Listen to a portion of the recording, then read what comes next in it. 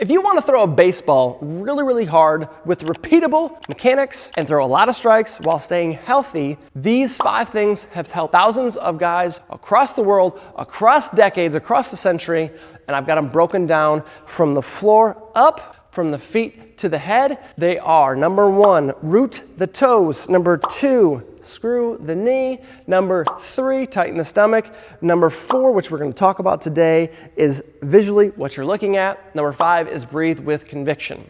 If you haven't already seen the other videos, make sure you're subscribed to this page so you can go check those out, because we break each one down. And in this video, we are talking about what you need to be looking at to throw more strikes and to throw harder. The concept I like to introduce to guys is balance, for them to understand how important it is for them to be looking at a target. What type of target, Scott, should I be looking at? I'm glad you asked. You should be looking at the smallest target your eyes can visually find that is not gonna move. So if your catcher moves a whole lot, I wouldn't be looking at a small target where the catcher's moving a whole lot. Find a fixed point that doesn't move, the smallest one you can see. So for example, I wouldn't try to aim for the 8 if there was a pitching pad that I was throwing to. I would aim for the top circle and inside of it. So get as small as you possibly can. And the concept of balance that I like to introduce is for guys to try to lift one leg. And then I want them to, when they're lifting one leg, look at a far away distance, because oftentimes they're just looking at me or right in front of them.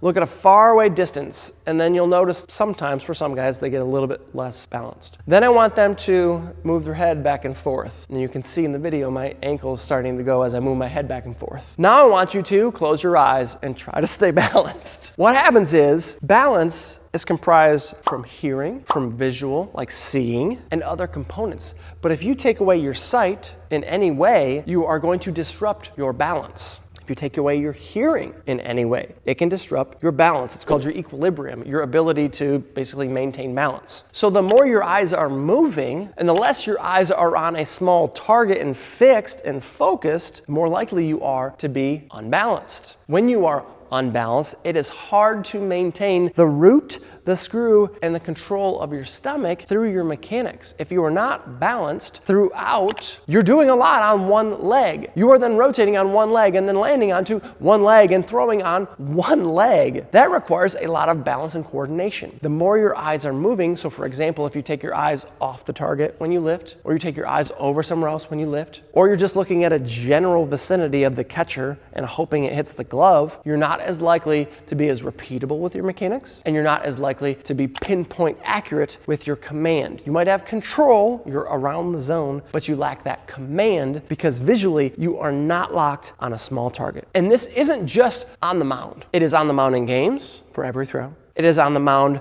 in games, every throw, and your warm-ups, and your bullpen before, and playing catch before, and every practice when you're playing catch. I don't care if you're throwing with your older, younger sister, sibling, aunt, uncle, niece, aunt, whatever it is. I don't care if you're throwing a dirty pair of socks that are rolled up into a ball. Find when you're gonna throw something the size of their nostril, aim for the nostril, and then let it rip. Ideally, if you could also be rooted and screwed and your stomach's tight and you got all 5 points of these anchors that I'm talking about in this series, that's great too. But start to practice every time you throw. Just like the old school game you would do is if you hit me in the nose, that's 2 points. If you hit me in the chest, that's 1. But even that's a pretty big area. Go for the nostril and go for the point right here. Find as small of a point as you possibly can and don't you dare take your eyes off of it. Now some people will say, well, this guy or that guy, or I throw a whole bunch of strikes and I look away for a second. That's great, but could you be better? That's great for some guys, and maybe they've got it and they've got the feel and they're elite, but my guess is that's not for everyone. I know this.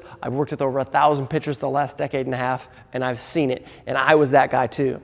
I struggled to throw strikes when I played. I had enough other off speed and I was athletic enough to figure some stuff out, but I struggled with command. And guess what I did? When I lift, I look down. Because that was part of my routine. It's my routine. I'm gonna do things my way, except I'm not throwing enough strikes.